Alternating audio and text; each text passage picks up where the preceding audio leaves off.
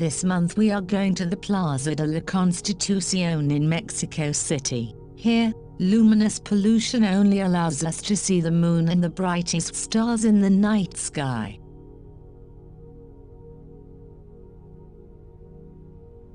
However, from this place we can distinguish February constellations and discover the most significant deep sky objects, thanks to the magic of the stellar simulation, which will allow us to turn off lights across the city so that the celestial mantle may fall upon us.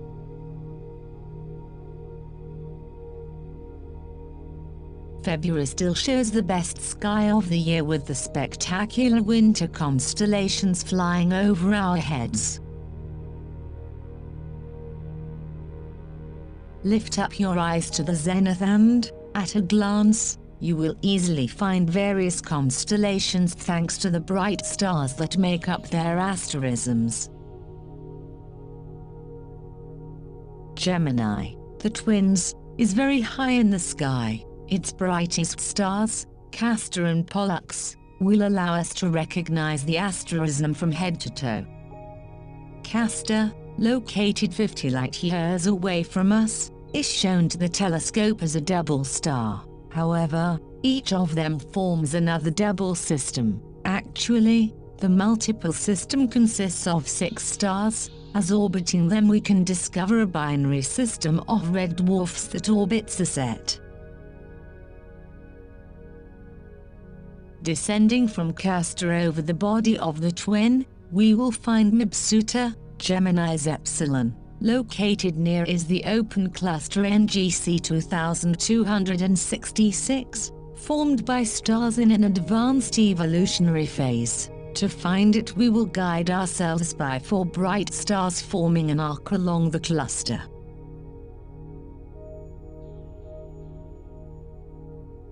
If we continue down to the foot of the twin, we will reach the star Eta of Gemini, from where we will very easily locate the open cluster M35.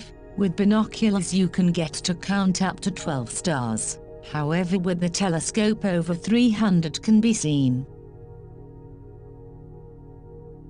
Drawing a line between the stars Kappa and Lambda, halfway through we will find Ngc 2392, the Eskimo Nebula, showing its characteristic shape with 200 mm telescopes.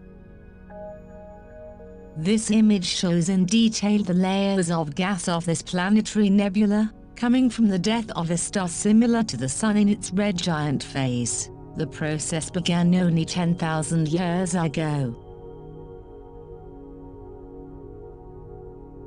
From Pollux we will draw a line to the star Beta in the constellation of Cancer, the crab. A third away from the latter, the star Zeta Cancri, also known as Tegmine, is located. A double star system through 70 mm lens telescopes that is shown triple if we look 200 mm. His vision is a challenge for amateurs but worth it, as the color contrast is very beautiful.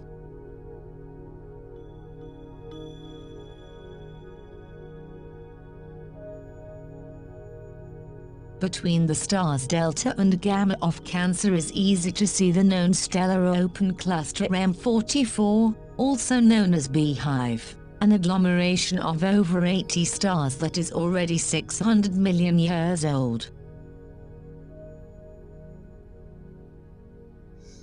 Between the stars Alpha and Beta of this constellation we can draw an imaginary line that will help us locate, very close to the Alpha, the cluster M67, located 2,500 light-years away. Its more than 500 stars are one of the oldest clusters in the universe, born 4,600 million years ago.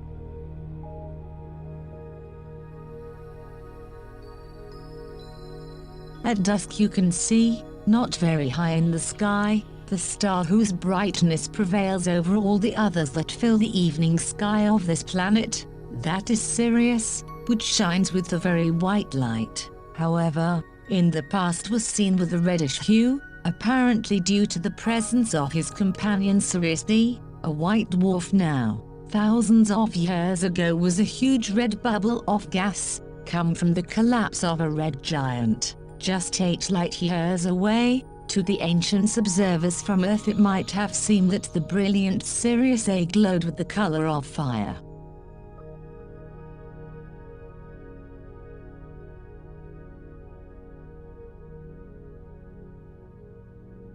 Sirius A, a middle-sized white star belonging to the constellation Canis Major, Big Dog, is visible even in daylight.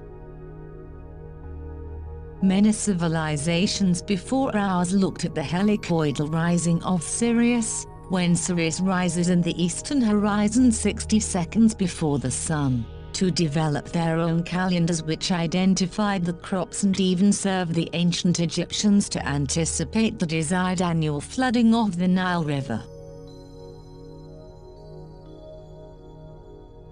If we move just 4 degrees south of Sirius, an area equivalent to the lunar disk appears, occupied by the M41 star formation, a beautiful open cluster formed by stars of different colors that are visible to the naked eye in dark skies.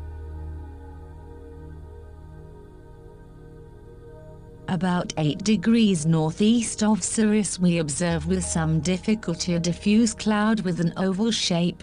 This is the Nebula Ngc 2359, also called the Helmet of Thor, the Viking, a breeding ground for stars whose cosmic bubble in the shape of a hull is created by the stellar wind from the massive star that is in the center of the bubble, and that sweeps around the molecular cloud.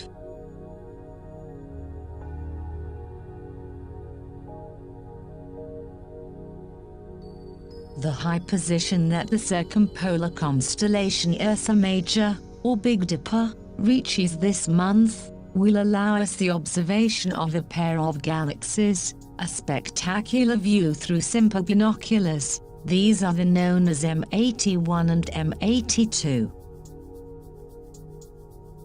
They can be located very easily parting from the star Dube and jumping to the 23 Ursa Majoris. From there we descend only 6 degrees and in the field of view of the binoculars 2 diffuse clouds will appear. They will become a wonderful pair of galaxies through a telescope.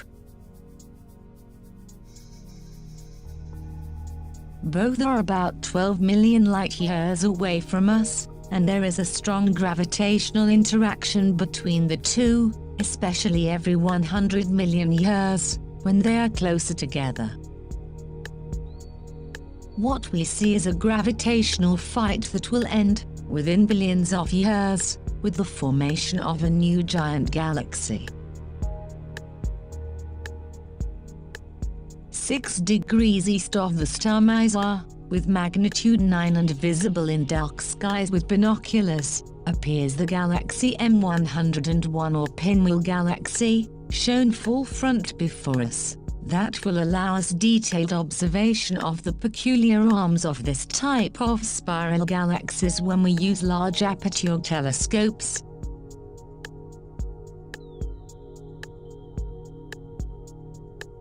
Do not miss the vision offered by the universe in such a majestic clumping of matter.